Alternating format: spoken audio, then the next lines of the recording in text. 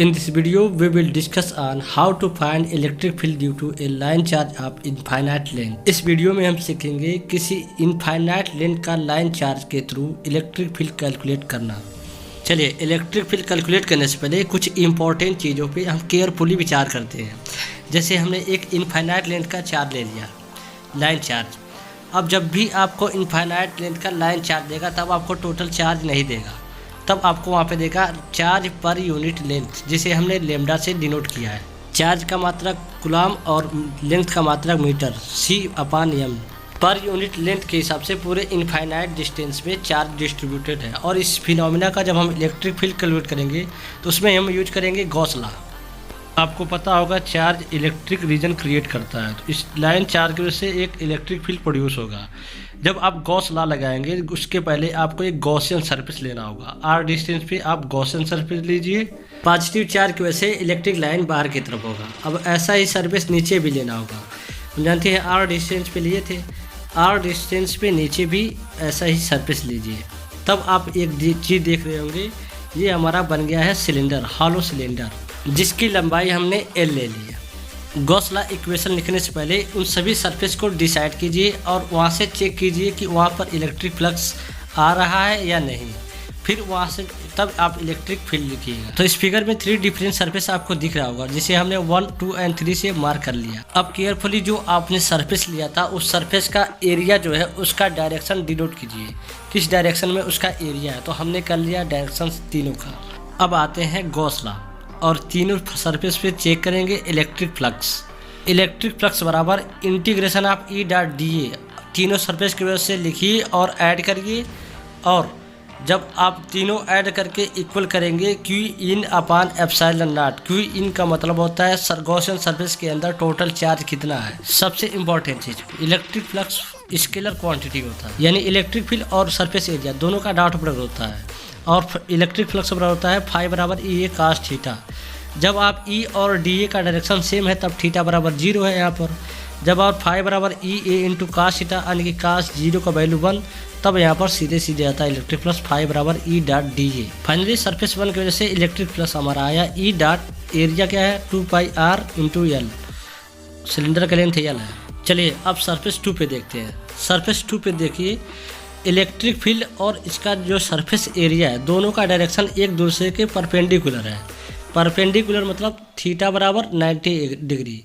हम जानते हैं cos 90 बराबर होता है 0। जब आप 5 लिखेंगे electric flux E.dA cos theta यानी कि cos 90 के बजाय 0 यानी कि टोटल 0 हो जाएगा। इसी तरह जब आप सरफेस 3 पे जाएंगे तब भी आप देखेंगे जो इसका सरफेस एरिया है नीचे तरफ है और ये बाएँ की तरफ है, यानी कि थीटा बराबर फिर 90, फिर यहाँ पे भी आ जाएगा फ्लक्स 0, यानी कि फाइनली हमारा यही बच के रह गया E.dA बराबर Q/ε0। जब आप Q लिखेंगे तब हम जानते हैं लेमडा बराबर चार्ज जो चार्ज पर यूनिट लेंथ होता है। जब आप चार्ज बराबर लिखेंगे तो लेमडा में उसका लेंथ जो है, जितने लेंथ का हम चार्ज कैलकुलेट करने हैं उसमें मल्टीप्लाई करा दीजिएगा, यानी कि उस सरफेस के अंदर जब हम चार्ज लिखेंगे तो सरफेस का जो लेंथ है L है, यानी कि Q बराबर लेमडा इंटू L, यानी गॉसियन सरफेस के अंदर total charge lambda into L है। जब आप वैल्यू पुट करेंगे तो L से L कैंसिल हो जाएगा, तब E बराबर हमारा इलेक्ट्रिक फील्ड बराबर आएगा 1/2πε0 λ/r। तो फाइनली हमने कैलकुलेट किया किसी इनफाइनाइट लाइन चार्ज की वजह से R डिस्टेंस पे इलेक्ट्रिक फील्ड, जिसका वैल्यू 1/2πε0 λ/r है, जहाँ पर lambda charge per unit length है। चलिए अब E और R के बीच ग्राफ बनाते हैं। तो एक बार उस फार्मूले को देख लीजिए। R को छोड़ के सारा चीज़ कांस्टेंट है। जब R बराबर 0 रखेंगे तो E चला जाएगा इनफाइनाइट की तरफ। जब R बराबर इनफाइनाइट रखेंगे तो E चला जाएगा 0 की तरफ। तो हमारा ग्राफ ऐसे बनता है। तो फाइनली हमने इलेक्ट्रिक फील्ड कैलकुलेट किया और साथ में E और R के बीच इलेक्ट्रिक फील्ड और रेजिस्टेंस के बीच ग्राफ भी बनाया। चलिए नेक्स्ट हमारा इम्पोर्टेंट टॉपिक है potential difference. Infinite line charge की वजह से जो हमारा रीजन क्रिएट हुआ है उस रीजन में किन्हीं 2 पॉइंटों के बीच हमें पोटेंशियल डिफरेंस पूछ दे तो हम इसको कैसे फाइंड आउट करेंगे।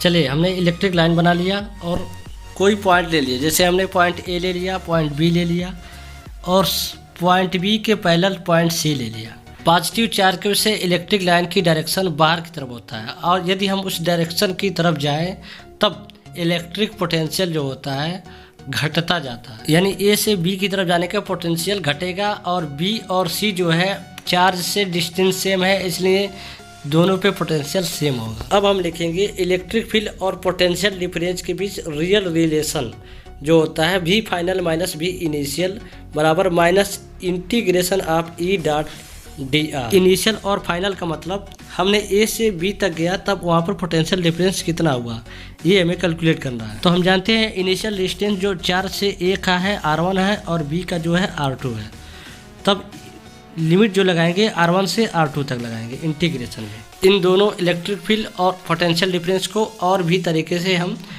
डिनोट करते हैं, जैसे हम डेल्टा V बराबर E डॉट dr लिखते हैं और E बराबर माइनस dV अपॉन dr भी लिखते हैं, तो ऐसे भी लिख सकते हैं। चलिए ऑलरेडी हमने इलेक्ट्रिक फील्ड का वैल्यू कैलकुलेट करके रखा है, दोबारा कैलकुलेट करने की ज़रूरत नहीं है।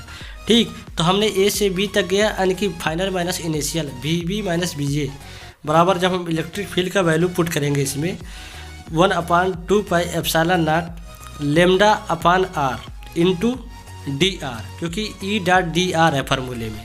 ओके, इंटीग्रेशन जब करते हैं तब हम सारे कांस्टेंट को बाहर कर देते हैं। जब हम बाहर करेंगे minus lambda upon 2 pi epsilon not, अंदर हमारा बचेगा dr अपॉन r।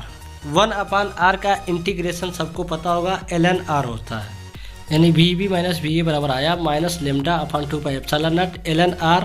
लिमिट कहाँ से R1 से R2 तक। अब आप अपर लिमिट रख करके फिर लोअर लिमिट उसमें से रख करके घटा दीजिएगा। जब हम रखेंगे तो ln r2 minus ln r1, और ये लॉग का रूल होता है, अपान कर दिया जाता है R2 अपान R1 आ जाएगा। तो फाइनली हमें डेल्टा भी लिख सकते हैं, यानी कि lambda upon 2 pi epsilon not ln R2 upon R1, क्योंकि ln m minus ln n का वैल्यू ln m अपान ln n होता है।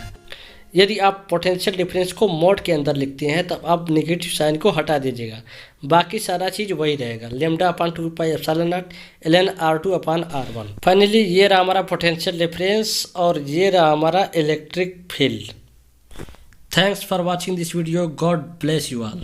वीडियो अच्छा लगा तो लाइक कीजिए, अपने दोस्तों में शेयर कीजिए और मेरे चैनल को सब्सक्राइब कीजिए और मेरे प्लेलिस्ट पे जाइए जहाँ पर मैंने सारे वीडियो को टॉपिक वाइज अलग अलग कर दिया है, जिससे आपको अपना मनपसंद टॉपिक आसानी से मिल जाए। मिलते हैं नेक्स्ट वीडियो में। जय हिंद।